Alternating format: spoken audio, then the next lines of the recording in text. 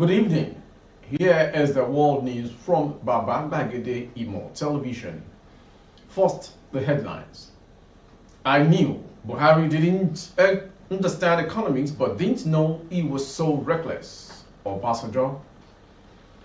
Presidential Tribunal verdict expected to favor Tinubu.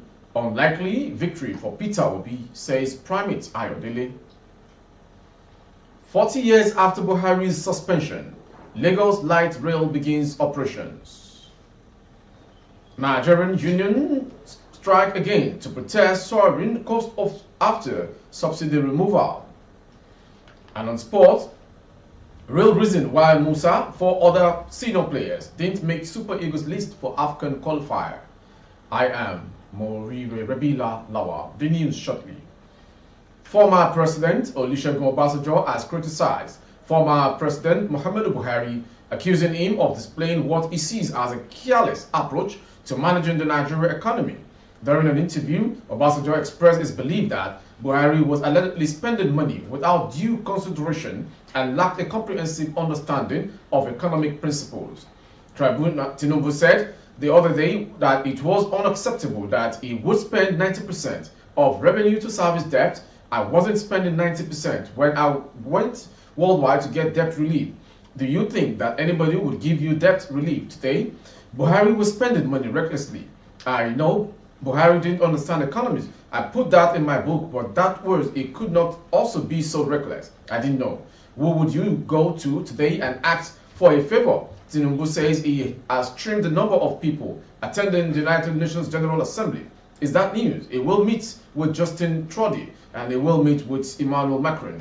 That would not solve any problem. As regards the story, I didn't know Buhari didn't understand economics, says the former president Olusegun Obasanjo. Moving on to the next story.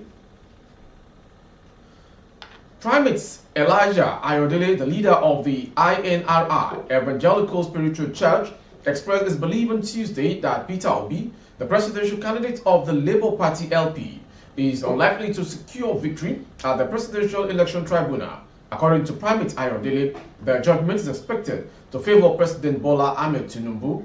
In a statement released by his media aide, Oluwatosin Osho, Primate Ayodele emphasized that Obi supporters may be left disappointed at the tribunal's decision is unlikely to be in their favor.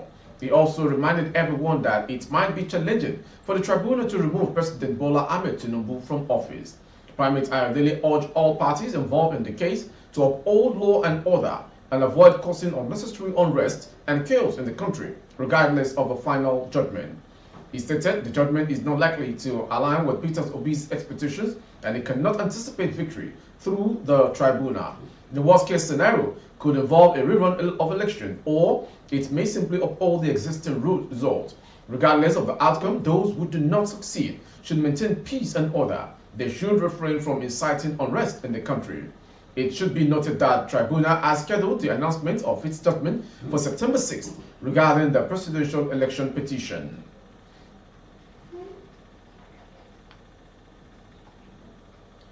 The Lagos Rail Mass Transit Blue Line system has finally begun its long-awaited commercial operations 40 years after the idea for a metro line for the state was conceived. The Lagos State Governor, Mr. Babajide Sanwo-Olu, became the first passenger to ride on the train during its inaugural trip as operations began on Monday. The governor boarded the train from Marina Terminal en route Mile 2 and took a return trip from Mile 2 to Marina. The Managing Director, Lagos Metropolitan Area Transport Authority, Mrs. Abimbola Akinjo, had announced on Thursday that the Lagos Blue Line Rail would commence commercial operations on Monday, September 4th. Akinjo added that Sanwo-Olu would be the first passenger during the inaugural ride on the train. The idea of a metro line for Lagos State dates back to 1983 during the administration of the late Alhaji Lateef Jakande. Jakande, who was the first civilian governor of the state, conceived and initiated the vision of a light rail in the state in 1983 with a target delivery date of 1986. As of the time of the conception, all the paperwork had been done and completed while the contractor was ready to be mobilized to the site. The project had yet to begin, however, when the military coup led by the then Major General Muhammadu Buhari took its place. The project was discontinued at the time. The rail network project was, however, inaugurated in 2003 by former Governor Bola Tinubu 20 years after it was initially conceived. At its inauguration, the light rail project was color-coded in different phases, comprising the blue line Marina to red line Agbado to Marina, purple line Redeem to Ojo, yellow line Ota to Ido, brown line Mile 12 to Marina, orange line Redeem to Marina, and green line Marina to Lekki. The construction of the 27-kilometer Blue Line Rail started during the administration of former Governor Babatunde Fashola. The contracts included the design and development of the rail infrastructure, while the construction was to be done in phases. The first phase was from Marina to Mile 2 section of the project, while the second phase was to include Mile 2 to Okokomaiko. Former Governor Akinwumi Ambode, who assumed office in 2015, promised that the project would be delivered in 2016, but failed in his promise. On assumption of office in 2019, however, Sanwo-Olu assured Lagosians that the project will be delivered by his administration. The hope of residents was, however, heightened when the first phase of the Blue Line Rail was inaugurated by former President Muhammadu Buhari in January 2023. Immediately after the inauguration, Lamata announced that the Blue Line Rail will be ready for commercial operations in March 2023. This date was later shifted twice until the commencement of commercial operations on Monday, September 4. Sanwo-Olu expressed his excitement at the commencement of operations of the Blue Line Rail, stressed that the project was a promise kept. As he's excited as the inauguration speech went yesterday in Lagos, and we're excited because now we can start commercial operation, we can start real passenger operation, and you can see all our citizens are on board. With our Cowrie card, we've been able to earmark. We just left the National Art Theatre station now. We're going to Igomo station. From the Igomo station, we will be going to Alaba station, and we will end at Mile 2 station, concluded the governor. From the story from the rail line, we go to the strike, which began today. The Nigeria Labour Congress has begun a two-day warning strike, their second in more than a month, to protest against the growing cost of living caused by the government removal of petrol subsidy. The union, the largest association of government workers nationwide, on Tuesday threatened to shut down Africa's largest economy if their demands for improved welfare were not met. During a meeting last week, it said the decision of Nigeria's President Bola Tinubu to remove petrol subsidies in May has unleashed massive suffering on Nigerian workers and masses. Last-minute effort to avert the strike failed on Monday evening after the labor union's leader shunned a meeting called by the Ministry of Labour, drawn from all sectors including health and electricity. The workers' strike is expected to disrupt activities in many offices, further hit by declining government revenues and oil theft. The president of the Labour Association, Joe Ajaero, said there would be a total and indefinite shutdown of the nation in 2 weeks unless the government fulfills the workers' demands, including an increase in wages. The union had called off an August 2nd strike after two meetings with Tinubu for negotiation. At his inauguration in May, the president had promised to reset the economy, raising hope among investors and citizens after a series of policy missteps that led to the two recessions under the 8-year tenure of his predecessor, Muhammadu Buhari. Since the subsidy was removed on his first day in office, petrol prices have nearly tripled in Nigeria, angering unions and causing a spike in transport costs. The price increase has also hit small businesses and millions of households who rely on petrol generators for power due to intermittent grid supply. The government's devaluation of the currency further increased the prices of basic goods. Critics have accused Tinubu of not acting quickly enough to cushion the effect of his policies. Tinubu's administration has taken several steps to alleviate the hardship, including a $5.5 million package comprising loans and grants to states. But the workers have said such steps did not go far enough when their wages remain the same. Many workers are no longer able to pay for transport to work, Ajaero said, speaking of the excruciating mass suffering and the impoverishment experienced across the country. The government, meanwhile, said a strike would worsen the condition of Nigerians and requested more time to find ways to resolve the dispute. We cannot do this in an atmosphere devoid of industrial peace, Labour Minister Simon Lalong said. Still on the protest that went round nationwide today, the Nigeria Labour Congress NLC has initiated a 2-day warning strike, resulting in a crowd gathering outside the Apapa port as its staff were denied entry. The NLC decision to commence strike comes after it declined a meeting with the federal government due to escalating hardships and suffering across the country caused by the removal of fuel subsidy. On Friday, the NLC issued a notice for a 2-day warning strike to protest the widespread suffering and impoverishment experienced across the country, while also threatening a complete and indefinite shutdown of the economy within 14 working days or 21 days after the warning strike if the government did not step to address the hardship experienced nationwide. An agitated seaport staff member expressed frustration with the federal government's negligence towards the suffering of Nigerians. He believed that a 2-day strike won't be sufficient and suggested a complete shutdown. Other workers at the Apapa seaport stated their ignorance of warning strike, and an anonymous individual said the media would not be factual with the information they sent to the public. At first, I heard of the strike, and later I heard it wouldn't hold. You know, the NLC is always not stable with their actions compared to the days of Adams Oshiomhole when he was the president of the union. But now we no longer believe their statement. That's why many of us were not aware of the warning strike.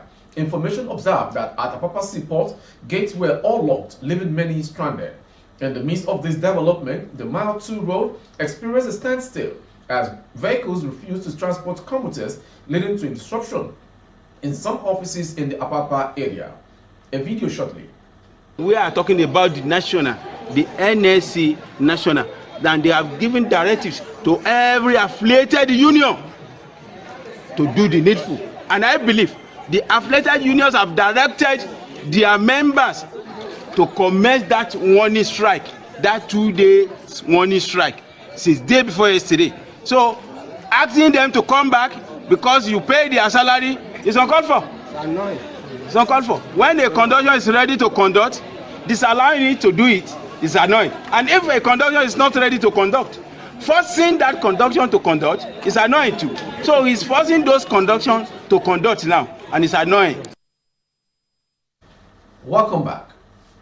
Troops of Operation Safe Haven on Operation Akorin Damisa the 5th have killed 6 kidnappers and arrested gun runners in different operations in Plateau and some parts of Bauchi and Kaduna State. The operation, saddled with the responsibility of maintaining peace, also said 54 suspected criminals were arrested in connection with various crimes, including kidnapping, farm destruction, armed robbery, gun running, and illicit drug trafficking, among others. The media officer of the operation, Captain Oya James, in a statement said the troops also arrested 3 kidnappers and a suspected bandit, Dauda Iru, in connection with the last attack at Apang village in Burkeladi, LGA of Plateau State. Similarly, following actionable intelligence, troops tracked down and arrested a notorious gun runner, Denyam, and one other at Kwang Kafanchan communities of Jos South and Jema LGAs of Plateau and Kaduna State. During the operations, Throop recovered 1 AK-47 rifle, 55 rounds of 7.62 mm special ammunition, 1 Beacon-graded AK-47 rifle with registration number 563-706042, and 1 magazine. The suspects are currently undergoing interrogation. James further said the troops arrested 2 others, Musa Mahmuda and Musa Al-Haji, for farm destruction at Yagbak village in Zangokata, while 27 cows were recovered in Boku's LGA of Plateau State. He added that 41 drug dealers were arrested at Congo, Russia in Jos North and were in custody for further action by the NDLEA. Back to Ogun State. The Ogun State Police Command has arrested 3 young men for allegedly being members of the Eye confraternity around Joju, Songo Ota. Police said the arrest of the suspect followed credible information provided by an anonymous citizen. The divisional police officer of Songo Ota, CSP Sali Dairu, was said to have led his anti-robbery team to School 3 in Joju, Songo Ota. A statement by the police public relations officer, Omolola Odutola, revealed that the suspect, Dr. Michael Jackson, Joel Oviabe, and Oluwaseun Bamideke were co-planning their illegal activities at the said street. During interrogation, the arrested persons had confessed that they were part of a large gang of Eye confraternity comprising 5 members with the leader still at large. Odutola said the men intended to meet at the school before carrying out their planned operation, saying the swift action of the Songo police helped apprehend them before they could execute their nefarious plans. She maintained that the police are making effort to track down the fleeing suspects. Finally, on the world news before the last sports story is the foreign. France's army is all in talks with counterparts in Niger about easing movement of French military resources in the country following a July coup by hostile generals. People close to Defense Minister Sébastien Lecornu told AFP today. Talks on functional coordination exist locally between soldiers, the people said, as French forces are being immobilized since anti-terrorist cooperation was suspended following the military takeover in Niamey. They did not reveal the type, size, or calendar of troop movement taking place, nor did they mention any withdrawal of French forces. Some 1,500 French troops are being deployed in Niger as part of the wider fight against the jihadists in the Sahel region. Niger's military-appointed Prime Minister Ali Mohamed Lamine Zain said Monday that contacts were underway about the very swift departure of Paris troops. The generals behind the coup re-announced several cooperation agreements with France on August 3rd, including one with a month-long notice period that expired on Sunday.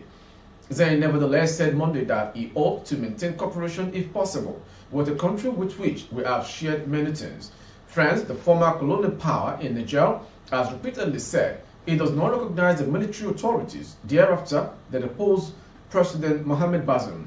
The French forces are mostly based at an airfield near the capital Niamey, which in recent days has been targeted by protesters calling on them to leave. And to end the world news is the sports story. The list of players who will represent the senior national team of Nigeria in their upcoming Africa Cup of Nations qualifiers game against Sao Tome and Principe was made public by the head coach of the senior national team of Nigeria, Jose Pesaro. Pesaro called up 23 players, but in the list, 4 senior players, including captain of the team, Ahmed Musa, were not called due for the dead rubber game, with Nigeria already through to the Africa Cup of Nations, which will take place in Cote d'Ivoire. One that generated most noise was the omission of the captain of the team, Musa, who has long lost his spot as first choice starter, but is still seen as a very important member of the squad. Now at Turkish Super League side Sivasspor, the 30-year-old player played the opening league game for his team, but was forced off in the 64th minute after picking up a knock. He hasn't recovered from the knock, hence his exclusion from the list. It is the same injury worry for another Turkish-based player in Bright Osai Samuel, who has nailed down the right fullback. Sports that he wasn't listed as injuries have kept him out for his team's first appearance in Fenerbahce. For Kenneth Omeruo, the newly signed Kasim Pastor defender is suspended for this game, while FC Porto, Saidou Senusi, is also missing due to injury. The same reason why Alex Iwobi, who just joined Fulham, wasn't called up. We've come to the end of today's world news. Before we go, some headlines. I knew Buhari didn't understand economics, but didn't know he was so reckless. Obasanjo. Presidential Tribunal verdict expect to favor Tinubu. Unlikely victory for Peter Obi, says Primate Ayodele. 40 years after Buhari's suspension, Lagos Light Rail begins operation. Nigerian unions strike again to protest soaring cost after subsidy removal. We also brought to you Apapa Port Shorts commuters stranded as one strike begins in Lagos and other states in the country.